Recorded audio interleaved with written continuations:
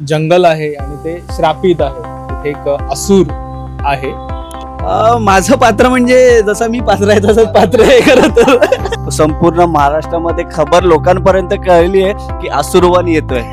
भांडणं वगैरे असतील तर हे कॅरेक्टर ऍक्च्युली मी केलेलं आहे. आणि जसं ह्याचं व्हायरल करते हे टायटलच एवढं एक होतं प्रत्येकाचं. आता गोरख जे कॅरेक्टर आहे हे नाव कोणी ऐकलंच नव्हतं. PSI गोरख ते आज पुण्यातल्याच कॅफेमध्ये मी या गोरख बद्दल बोलतोय.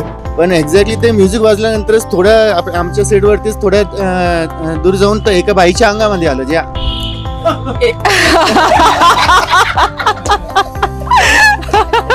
हा एक्सपिरियन्सच एक वेगळा एक्सपिरियन्स आहे.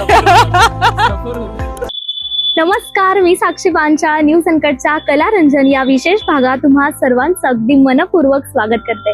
मंडळी, हल्ली मराठी चित्रपट सृष्टीमध्ये वेगवेगळ्या आशयाचे आणि विषयाचे भरपूर चित्रपट येत आहेत आणि यामध्येच आपली मराठी संस्कृती प्रत्येकापर्यंत पोहोचवण्यासाठी आणखी एक नवा कोरा चित्रपट तुम्हा सर्वांच्या भेटीला येतोय.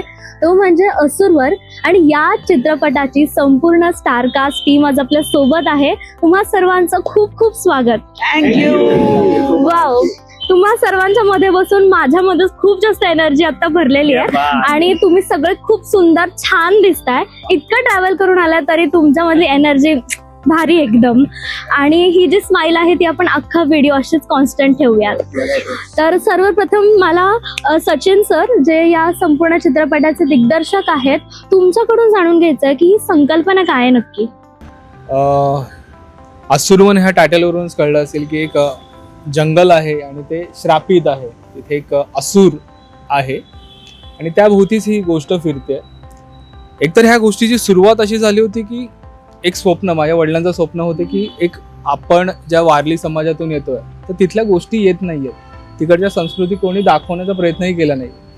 तर त्यांचं एक वाक्यच होतं की स्वतःसाठी स्वतःलाच उभं राहायला लागतं, तर आपल्या गोष्टी आपणच आणल्या पाहिजेत. तर त्यांनी मला एक गोष्ट सांगितली होती आणि ती गोष्ट ऐकल्यानंतरच वाटलं की ह्याच्यावर एक सिनेमा होऊ शकतो. आणि ती गोष्ट मग आम्ही फुलवत गेलो आणि त्याच दरम्यान कंतारा नावाची फिल्म आली होती आणि ते बघूनच अजून इन्स्पायर झालो की यार ते लोक एवढ्या प्राऊडली त्यांच्या गोष्टी सांगतायत तर आपण पण असंच एक मांडलं पाहिजे. आणि त्याच उमेदीने, त्याच जोशने मी आणि माझं सगळं कुटुंब त्या सिनेमाच्या मागे उभे राहिलो आणि असुरवन हा सिनेमा तयार झाला. मस्तच. या संपूर्ण चित्रपटामध्ये जी भूमिका साकारते ती म्हणजे दीप्ती धोत्रे आता सध्या आपल्या सोबत आहे. भुंगा या चित्रपटासाठी सर्वात प्रथम तुला खूप खूप शुभेच्छा होत्या. आणि त्यानंतर आपला पहिला चित्रपट करतोय तो म्हणजे सूरज नेवरेकर, तुला सुद्धा खूप खूप अभिनंदन. आणि आपला आगरी बॉय म्हणजे संदीप पाटील आपल्या सोबत आहेत. त्यासोबतच अनुज ठाकरे याला तुम्ही मराठी सिनेमामध्ये, मराठी चित्रपटांमध्ये पाहिलाय आणि आता तो मोठ्या पडद्यावर सुद्धा झळकणार आहे. असं अनुज ठाकरे आपल्या सोबत आहे. स्वागत आहे तुझं. आणि त्यानंतर सोशल मीडियावर भाई याला कोण नाही ओळखत असा विश्वास पाटील आपल्या सोबत आहे. आणि त्यानंतर आपल्या सोबत विपुल साळुंखे सर सुद्धा आहेत. मराठी चित्रपटांमध्ये, सिनेमांमध्ये सुद्धा ते आपल्या सोबत होते. त्यासोबतच झी मराठीवरती आणखी एक मालिका आहे सर, त्यामध्ये सुद्धा तुम्ही खूप सुंदर पात्र निभावताय. त्यासोबतच आपल्या सोबत मयुरेश जोशी सर सुद्धा आहे. तुमचं सुद्धा खूप खूप स्वागत. काय टीम शोधून काढली आहे तुम्ही, मस्तच सर. दीप्ती, मला तुझ्याकडून तुझं जे पात्र आहे त्याबद्दल ऐकायचं. लॉकडाऊन नंतर या सिनेमाच्या प्रोसेसला सुरुवात झाली आणि जेव्हा सचिनने मला या पात्राबद्दल ऐकवलं, सिनेमा मी जेव्हा ऐकली, खरं सांगायचं झालं तर सचिनने इतकं सुंदर माझं पात्र लिहिलेलं आहे ना या सिनेमात. म्हणजे मी असं म्हणू शकते की कुठल्याही ॲक्ट्रेससाठी हा ड्रीम रोल असू शकतो. आणि खूप वेगवेगळे शेड्स आहेत. सुमन नावाचं पात्र मी ह्या सिनेमामध्ये प्ले करतेय. जी मुलगी तुम्ही पोस्टरवरती बघताय ती हरवते आणि तिला शोधण्यासाठी मी शहरातून त्या गावात आली आहे. आणि तिला शोधण्याच्या त्या प्रोसेसमध्ये ज्या काही भयानक गोष्टी माझ्या समोर येत जातात त्याप्रमाणे माझ्या पात्राचे जे शेड्स आहेत ते चेंज होतात सिनेमामध्ये. आणि शेवटी तुम्हाला एक थोडासा वेगळा धक्का असणार आहे म्हणजे माझ्या कॅरेक्टरला घेऊन. तर ते खूप सरप्रायझिंग असेल तुमच्या सगळ्यांसाठी. 5 डिसेंबरला आता तुम्हाला ते नाहीच, मला किती असं वाटलं तरी मी सांगू शकणार. नक्कीच. अनुज, तुझ्या पात्राबद्दल सांगशील. माझं पात्र म्हणजे जसं मी पात्र आहे तसंच पात्र आहे खरं तर. आणि ते बरोबर माझ्याकडेच येणार होतं हे मला माहिती होतं कारण मुळात सचिन आणि मी खूप आधीपासून आम्ही मित्र आहोत आणि आम्ही बऱ्याच छोट्या छोट्या गोष्टी छोट्या छोट्या एक सिरीज टाईप वगैरे आम्ही करत होतो पहिलेच. हां, त्याच्यामुळे त्याला माझा जॉनर ऑलरेडी माहिती होता. सो या सिनेमात हे कॅरेक्टर मीच करणार हे त्याचं ऑलरेडी फिक्स होतं सगळं. आणि यात खरं तर कॅरेक्टर माझं व्हायरल कर दे या नावाचं कॅरेक्टर आहे, जे नावच खतरनाक आहे. हा, तर व्हायरल कर दे हा एक युट्यूबर आहे, ज्याची फॅन्टसी इतकी खतरनाक आहे की तो स्मशानात जाऊन भूतांचे इंटरव्ह्यू घेतो. म्हणजे आता हा, म्हणजे तुम्ही कोणाचा इंटरव्ह्यू घेताय बघा. खरं तर हे कॅरेक्टर आहे ते. आणि जेव्हा म्हणजे हे लोकांसाठी फक्त की मी भूतांचा इंटरव्ह्यू घेतो वगैरे वगैरे वगैरे, पण जेव्हा ऍक्च्युअल खरंच काहीतरी त्याच्या समोर येतं तेव्हा जी त्याची खतरनाक हे होते, तो तिथून तो पळून जातो, हे कॅरेक्टर आहे. आणि यासोबतच एक मैत्रीपूर्ण नातं आहे गावातल्या सगळ्या मित्रांसोबत. आणि जी छोटी मुलगी हरवलेली आहे तिला शोधण्याचा जो काही घाट घातलाय सगळ्यांनी, त्यातही आम्ही सगळ्यांनी मिळून जे काही केलंय त्यातही मी आहे. सो हे कॅरेक्टर म्हणजे ऑफकोर्स मला प्रचंड आवडणारं कॅरेक्टर आहे. कारण एकतर मला सचिननी हे सांगितलं होतं, तू जो आहे ना तेच करायचं, वेगळं काही करायचं नाही, वेगळं काही करायचं नाही, हे जे आहे हेच करायचं आहे. त्याच्यामुळे अजून जास्त आनंद झाला. म्हणजे काही गोष्टी अशा असते की ज्या आपल्याला हव्या असतात आणि त्याच आपल्याला मिळतात, ते परफॉर्म करायला जास्त आवडतं. सो असा हा व्हायरल आहे. नक्कीच असंच आणखीन एक पात्र आहे, ते म्हणजे जो आपला अग्रीबॉय आहे संदीप. त्याच्या आवाजापासून ट्रेलर जो पाहिला तिथून सुरुवात झाली आहे. तर त्या डायलॉग बद्दल सांगा आणि मग तुझा कॅरेक्टर. खबर कल्ली का खालच्या पाऱ्यांची पोर हरवली ती. ऍक्च्युली या डायलॉग जे तिथे सिच्युएशन वेगळी होती आणि त्या डायलॉगनी जो ट्रेलरला आणि टीजरला जो वरती नेला, तो संपूर्ण महाराष्ट्रामध्ये खबर लोकांपर्यंत कळली आहे की असुरवन येतोय. आणि माझ्या कॅरेक्टरबद्दल सांगायचं, पात्राबद्दल, तर मी शिवत्या नावाची भूमिका करतोय, जो सरपंचाचा मुलगा आहे. त्याचा हा पंटर असतो आणि जो गावातल्या खबरी असतो तो आणून त्या दादाला सांगत असतो. असं माझं हे पात्र आहे. दादाकडे विश्वास काय कसं कॅरेक्टर. माझं ॲक्च्युली कॅरेक्टर तुम्ही मला जसं बघताय सोशल मीडियावर वगैरे मी तसाच आहे, पण त्याच्यामध्ये थोडी माझी भाषा ॲक्च्युली चेंज झालेली आहे. या चित्रपटामध्ये मी साईराज नावाची भूमिका करतोय, ज्याच्यामध्ये मला एक सरपंचाचा मुलगा दाखवलेला आहे. मग सरपंचाचा मुलगा असेल तर म्हणजे सरपंचाचा मुलगा म्हणजे गावातले एक दोन लोक घेऊन, एक दोन मित्र त्याचे टवाळकीखोर करणार, टवाळगिरी करणार. त्याच्यानंतर गाव अच्छा okay okay energy okay yes मग गावामधलं राजकारण असेल, त्याच्यानंतर दोन पॉलिटिकल पार्टीज असतात, मग ते खुन्नस असेल एकमेकांची, त्याच्यानंतर मग याला त्याला जाऊन भेटणं असेल, त्याच्यानंतर भांडणं वगैरे असतील. तर हे कॅरेक्टर ऍक्च्युली मी केलेलं आहे याच्यामध्ये. येस, खूप छान कॅरेक्टर डिझाईन केले सर. काय तुमच्या मनामध्ये संकल्पना होती या सगळ्या कॅरेक्टर्सला घेऊन? तुमच्या डोक्यामध्ये पहिले ती कॉन्सेप्ट होती आणि त्याला जुळून हे सगळे कॅरेक्टर्स होते का नाही, मला हे सगळे कॅरेक्टर घेऊनच एक स्टोरी करायची, काय कॉन्सेप्ट होती? जेव्हा मीच ही फिल्म निर्मिती करण्याचा विचार केला होता, तर एक होतं की आपण जेव्हा स्वतःच बजेट लावतो तर ती फिल्म ही बेस्ट फिल्म असली पाहिजे माझ्या परीने, माझ्यात जेवढी कॅपॅसिटी आहे. तर मी एक वर्ष त्याच्यावरच अभ्यास करत होतो की फिल्म्स का लोकांना कनेक्ट होतात जास्त, फिल्म्स का वर्क जास्त होतात. तर तुम्ही शोले सिनेमा घेतला तर त्यातले कॅरेक्टर्स आपल्याला लक्षात राहतात. या 3 इडियट्स मधले आपल्याला तर कॅरेक्टर्स खूप महत्त्वाचे असतात, ते स्टोरी घेऊन पण जातात आणि लोकांच्या लक्षात पण तेच राहतात. तर जेव्हा ही स्टोरी लिहिली गेली तेव्हाच एक डोक्यात होतं की कॅरेक्टर्स लक्षात राहिले पाहिजे लोकांच्या. आणि जसं ह्याचं व्हायरल करते हे टायटलच एवढं एक होतं प्रत्येकाचं. आता गोरख जे कॅरेक्टर आहे हे नाव कोणी ऐकलंच नव्हतं, जे फिल्ममध्ये बघाल तर गोरख तुम्ही घेऊन जाल. तर असे प्रत्येकाचे कॅरेक्टर लिहितानाच असं होतं की हे लोकांच्या डोक्यात राहिलेच पाहिजेत आणि हे लक्षात राहिले पाहिजे. हे जर लक्षात राहिले तर सिनेमा सक्सेसफुल झाला, हे माझं एक गणित होतं. आणि आता लोकांना ह्याच्या डायलॉग्सवरूनच लोक ओळखत आहेत, तर सिनेमा बघितल्यावर मला खात्री आहे की लोक हे कॅरेक्टर्स घेऊन जाणार आणि आमचा सिनेमा लक्षात ठेवतील. नाही, खरंच खूप इंटरेस्टिंग पात्र आहे त्यामध्ये. त्यामधलं आणखी म्हणजे विपुल सर, तुम्ही जे पात्र निभावताय त्यामध्ये काय? वेल, मी हे म्हणेन की आज ॲक्च्युली वर्तुळ पूर्ण झालंय. कारण की माझं कॅरेक्टर मुंबईतलं पुणे असलेलं ठाणे, त्या ठाण्यामधल्या एका कॅफेमध्ये मला माझं कॅरेक्टर कळलं होतं, जे मला सांगितलं होतं PSI गोरख. ते आज पुण्यातल्याच कॅफेमध्ये मी या गोरखबद्दल बोलतोय. तर त्यावेळेस लॉकडाऊनमध्ये माझी एक वेबसिरीज आली होती समांतरचा सीझन 2 आणि त्याच्यामध्ये मी ॲडव्होकेट विपुल देव नावाचं कॅरेक्टर केलं होतं आणि ते तसंच इंटेन्स होतं, अजिबात त्याला म्हणजे सटल होतं.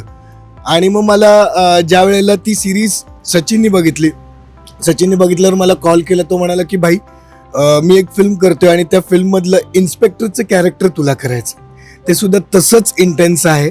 आणि PSI गोरख त्याचा फॅमिली लेवलला पर्सनल लेवलला जो काही थोडाफार लॉस झालेला आहे तो लॉस घेऊन तो जेव्हा प्रोफेशनल फ्रंटला येतो त्यावेळेला तो loss back of the mind असून सुद्धा तो प्रोफेशनली ती केस कशी सॉल्व्ह करतो, ते पर्सनली घेऊन ती केस कशी सॉल्व्ह करतो, ते ओव्हरऑल PSI गोरखचं हे कॅरेक्टर आहे.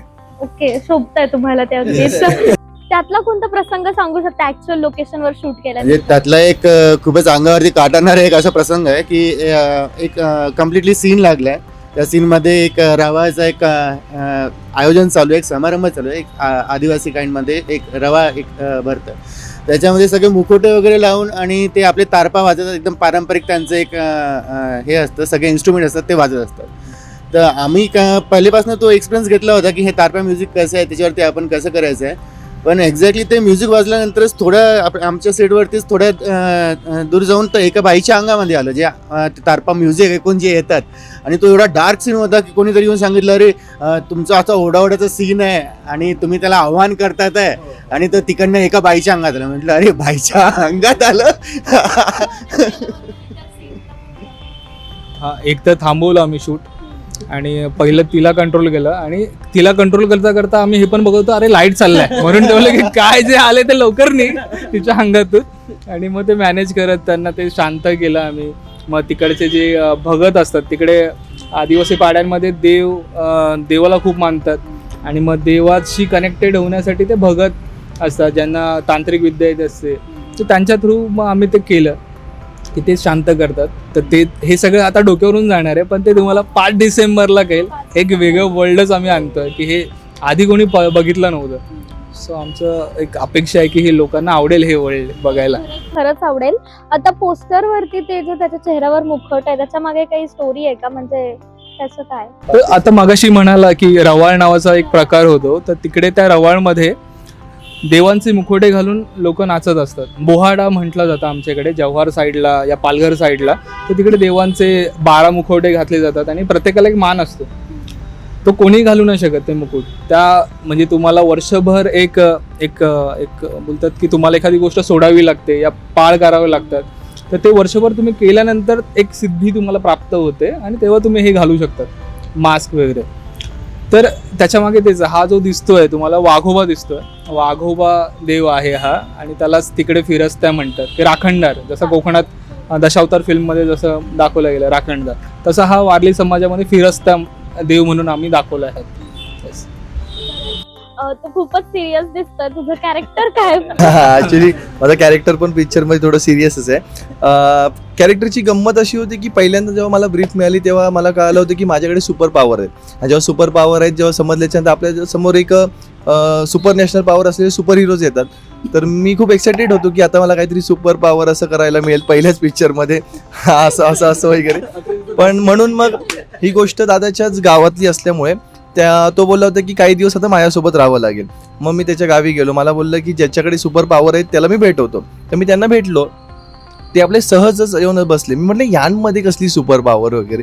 तर तेव्हा ते मला काही काही सांगू लागले किंवा ती विद्या अशी असते.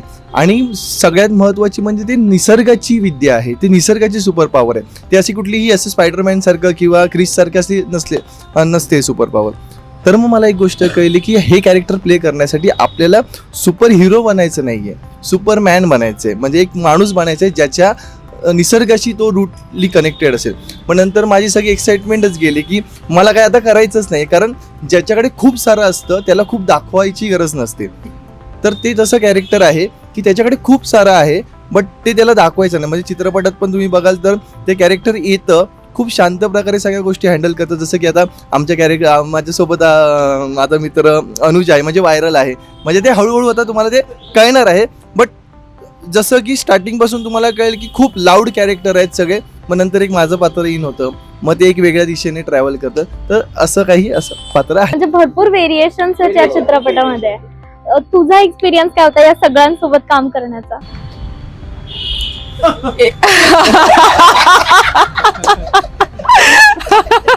हा एक्सपिरियन्सच एक वेगळा एक्सपिरियन्स आहे. आवडलं का याचं?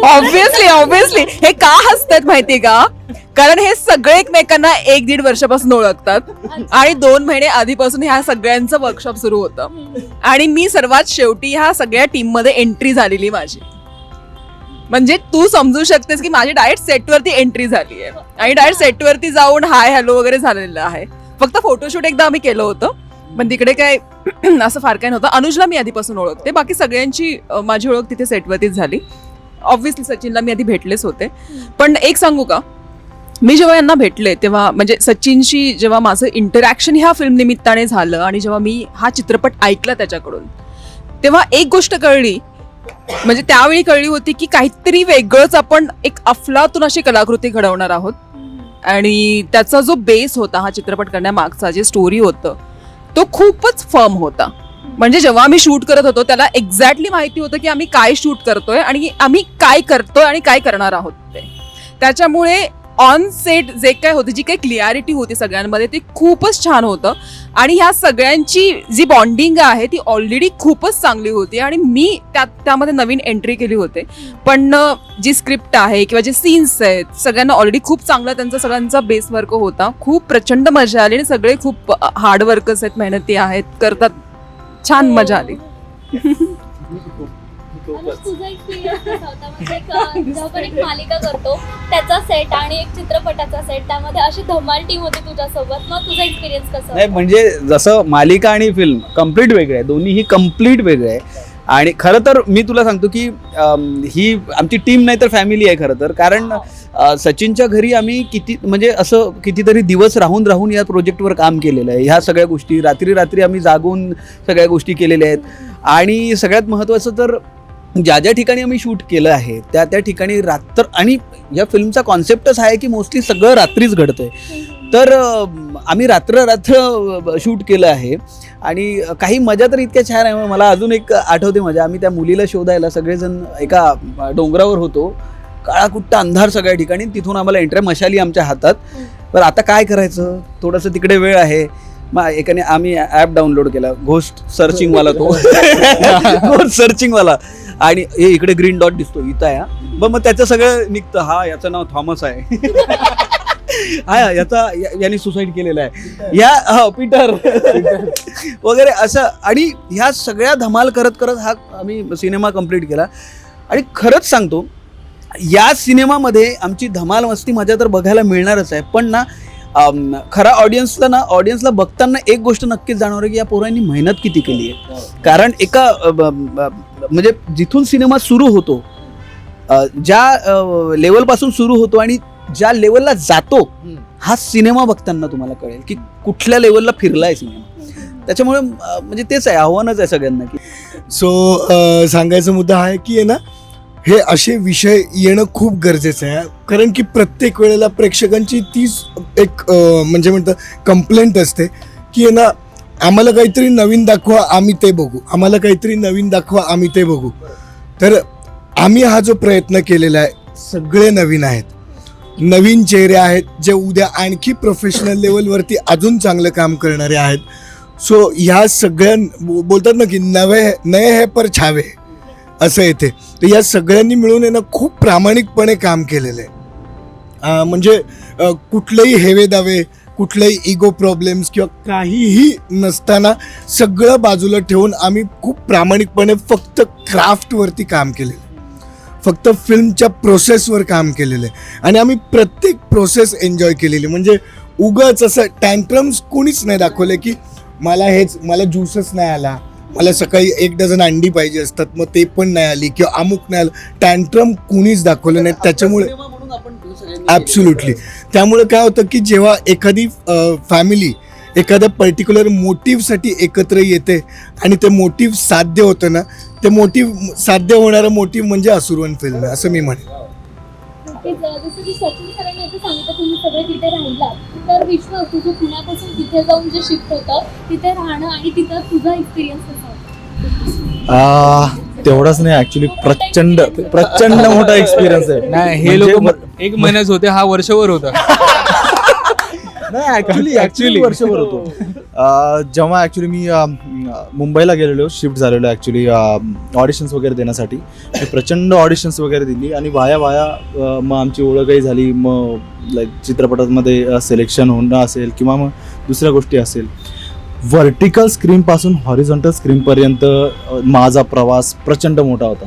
Because I am being very honest, I am not blessed like this artist. मला लहानपणीपासून किंवा चला ग्रॅज्युएशन किंवा 12वी नंतर मला जेन्युअनली थिएटर काय असतं किंवा ड्रामा मला कधीच अनुभवायला मिळाला नाही आयुष्यामध्ये. मी ड्रामाचं ॲक्च्युली ॲडमिशन घेतलेलं बाबासाहेब आंबेडकर विद्यापीठामध्ये, पण तेव्हासुद्धा तिथं काहीच तसं व्हायचं नाही संभाजीनगरमध्ये, छत्रपती संभाजीनगरमध्ये.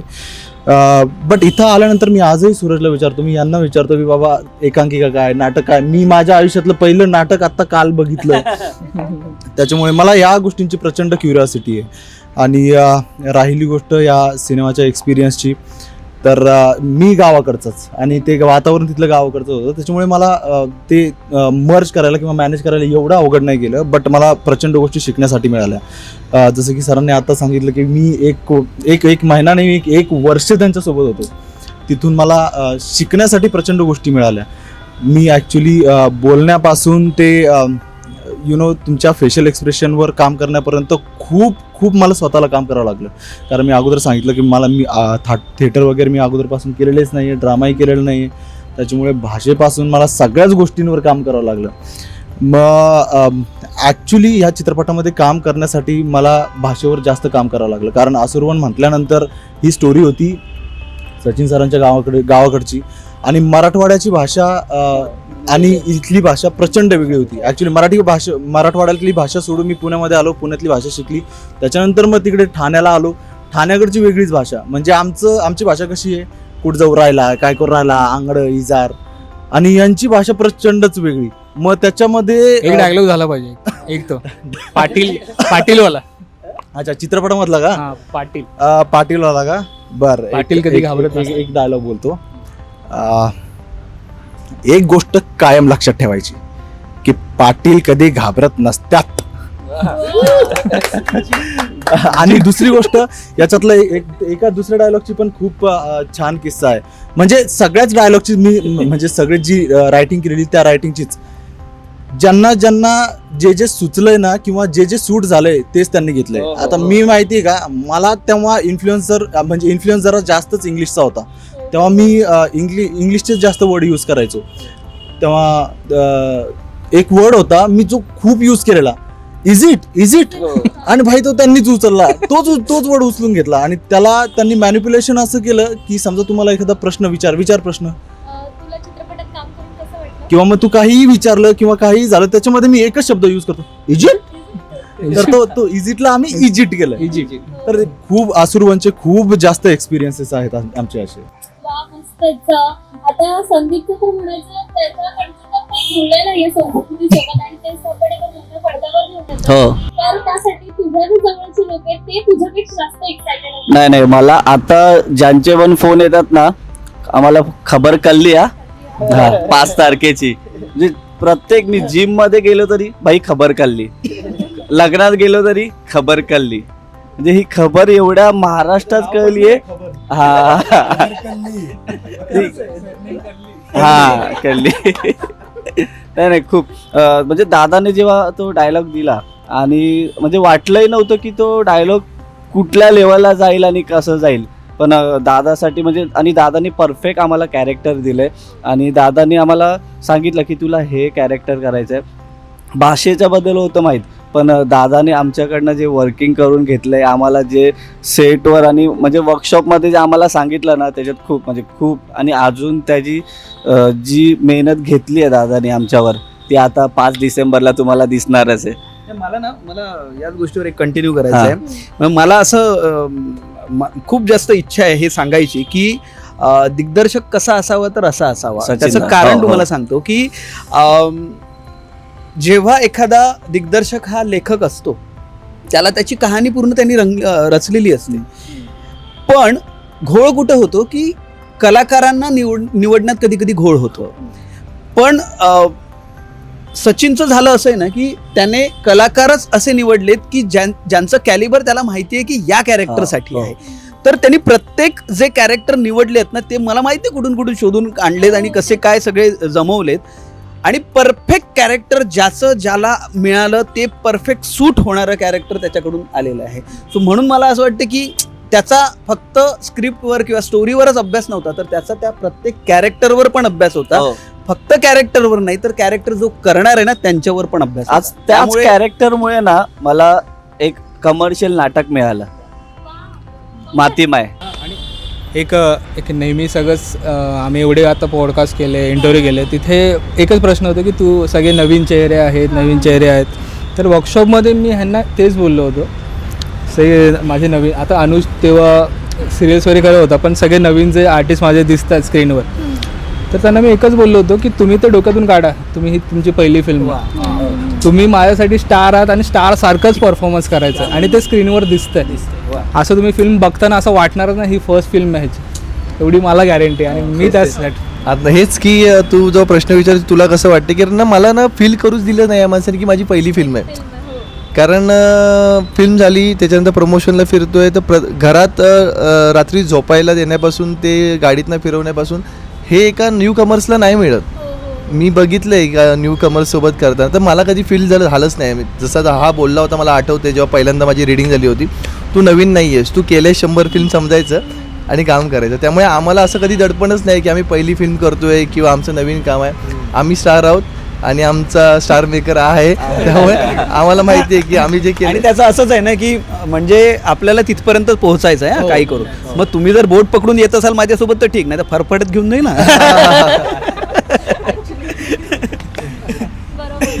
सर आता मला ना सगळ्यांनी तुमचं खूप कौतुक केलंय. आता मला ना तुमचे जितके कॅरेक्टर्स किंवा आत्ता जितके आहेत ना सगळ्यांना तुम्ही फक्त एका शब्दामध्ये डिस्क्राईब करायचं तर सर्वात आधी संदीपजी. फक्त एका शब्दात. नाही तू डिस्क्राईब मी सांगेल. ओके, हां, चांगला प्रश्न विचारलाय. खरं तर ना आम्ही सगळे वाट बघत होतो याची. पता चलेगा. आणि हो रिपीट नाही करायचा, रिपीट नाही करायचा, रिपीट अजिबात नाही. संदीप माझ्यासाठी एक फोन दूर आहे. मी त्याला एक फोन केला की तो हा दादा ओके, त्याच्याकडून नाही असं नसतंच. तर एक फोन दूरवाला माझा छोटा भाऊ आहे हा माझ्यासाठी. हा माझ्यासाठी स्टार आहे खरंच. मी हे का सांगतोय कारण की जेव्हा सिलेक्शन झालं होतं ह्याचं तर सगळे बोलत अरे हा नवीन आहे आणि तू लीड देतोयस त्याला, तर काय. पण मी त्याचं इमेज बघतोय ना, ती मी as a director vision wise मी बघतो की स्क्रीनवर हा जेव्हा दिसेल ना तो मला आवड हवी. आणि तो एक शॉर्ट आहे फिल्ममध्ये जिथे 5 डिसेंबर येतं आणि एक कॅरेक्टर त्या डोंगराकडे बघतोय आणि त्याची इमेज जी दिसणार आहे म्हणजे तो डोंगराच्या लेवलला तो वाटला पाहिजे होता. आणि त्याची जी पर्सनॅलिटी मला दिसत होती की नाही हा माझा तो मला सांगितलं नव्हतं माझ्यासाठी हा स्टार आहे. आणि मी ह्याला 5 वर्षात बघतो की हा कुठेतरी मोठ्या लेवलला पोहोचणार आहे.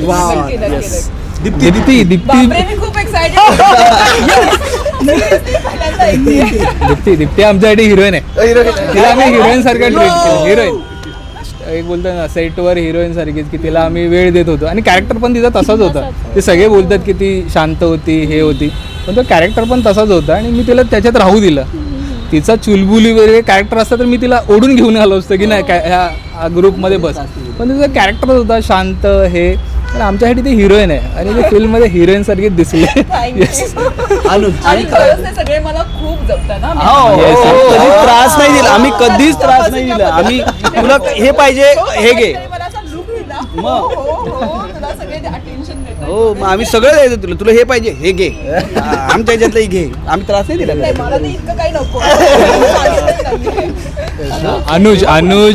अनुजसाठी जिगरी.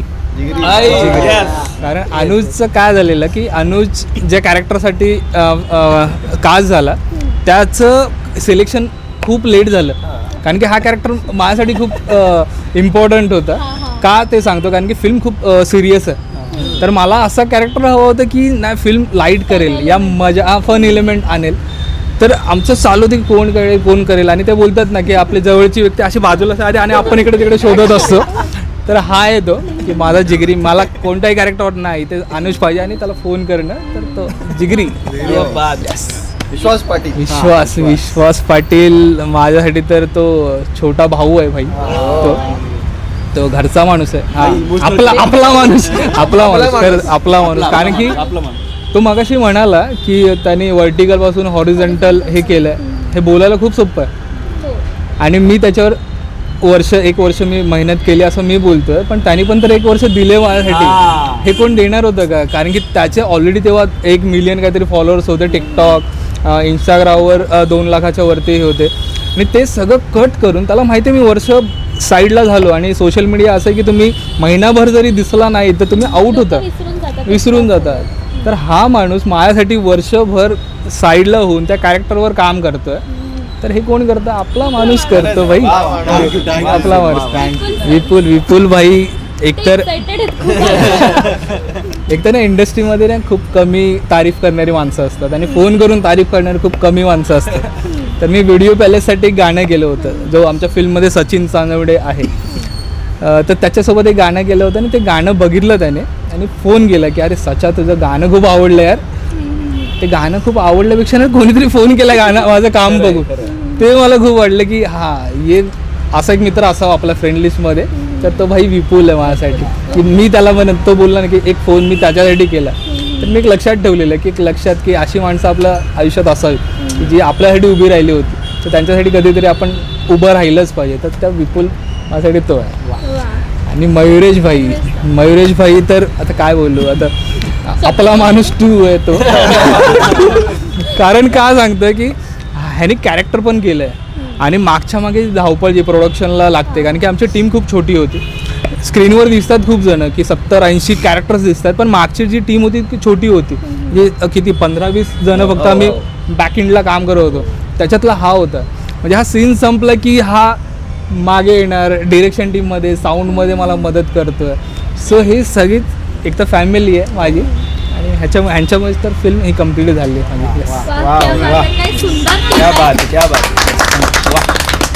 मंडळी, हा चित्रपट 5 डिसेंबरला तुमच्या प्रेक्षकगृहात येतो आणि तुमच्या जवळचं जे पण चित्रपटगृह आहे तुम्ही तिथे जाऊन नक्कीच हा चित्रपट बघायचा आहे.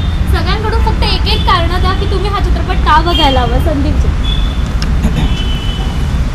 कारण म्हणजे असं की आमची जी मेहनत आहे जी यंग टीमची, यासाठी तुम्ही हा चित्रपट बघा की यंग टीमने काय केलंय आणि काय करू शकते.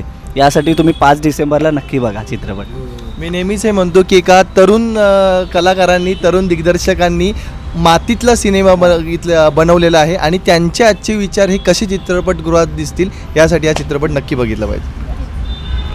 आपण नेहमीच एक खंत मांडत असतो की मराठीमध्ये वेगळे जॉनर्स होत नाहीत, वेगळं सादरीकरण होत नाही. तर आम्ही केलं आहे, तर ते तुम्ही अनुभवा की हे करेक्ट आहे का.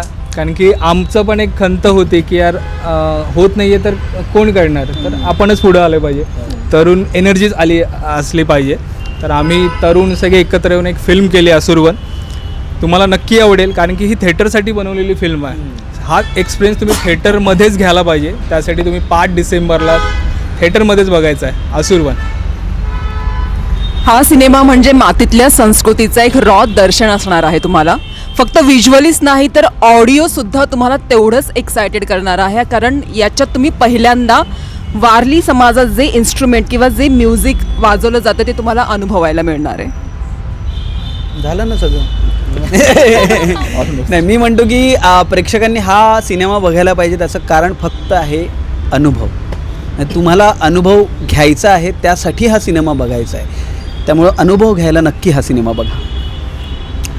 या चित्रपटामध्ये सस्पेन्स, थ्रिलर वगैरे आहेच, पण फक्त वारली संस्कृतीच नाही तर मराठवाड्यामध्ये आपण ज्याला सोंग वगैरे म्हणतो, तर हे ॲक्च्युली प्रत्येक भागामध्ये आहे महाराष्ट्रातल्या. तर त्या संस्कृतीसाठी तुम्ही हा चित्रपट एकदा बघावाच. हा चित्रपट निसर्गाशी एकरूप कसं व्हावं यासाठी तुम्ही बघितलं पाहिजे. म्हणजे आपण मातीमध्ये एक बी पेरलं ना तर निसर्ग आपल्याला भरभरून त्याची फळं देतो, पण त्याच निसर्गाला जेव्हा आपण घालतो त्याला नुकसान पोचवतो ना, तेव्हा निसर्ग कसा कोपतो हे जाणून घेण्यासाठी असुरवन बघावं. नक्कीच. हे जे असुरवन हा जो 2.5 तासाचा चित्रपट बनलेला आहे तो मराठी जेवढे पण प्रेक्षक आहेत त्यांच्यासाठी हा एकदम अमूल्य एक क्षण देणार आहे. कारण की प्रत्येक एक याच्यामधला एक घटक जो आहे त्याच्यामागे प्रत्येक एक गोष्टीमध्ये क्रिएटिव्हिटी झालेली आहे, खूप मेहनत झालेली आहे आणि प्रत्येक मराठी माणसाने हा चित्रपट बघायलाच पाहिजे आणि हा 5 डिसेंबरला तुम्ही हा अनुभवणार नक्की. तर सर्वांनी मिळून 5 डिसेंबरला नक्की बघा. आणि आहे ना अजून एक आमचं आहे ना हे मॅस्कॉट आहे बरं काय पिक्चरचं, हा पंखा आहे ना, ही भिंगरी जी आपण लहानपणी भरपूर फिरवली. मी तुला चॅलेंज देऊन सांगतो, या पिक्चर नंतर ही भिंगरी आहे ना परत एकदा आहे ना लोक बाजारात येणार आहे. येस, व्हायरल होणार ही भिंगरी, व्हायरल होणार. कारण की ही भिंगरी सुद्धा एक कॅरेक्टर आहे. या फिल्म मधलं ही भिंगरी सुद्धा एक कॅरेक्टर आहे. असुरवन मधली भिंगरी व्हायरल होणार. तो व्हायरल करते व्हायरल. मस्तच, खूप छान चित्रपट आहे हा. तुम्ही 5 डिसेंबरला नक्कीच बघायचं. खूप छान तुम्ही वेळ दिला न्यूज अनकटला. त्यासाठी न्यूज अनकटच्या संपूर्ण टीमकडून तुम्हाला सर्वांच्या खूप खूप शुभेच्छा.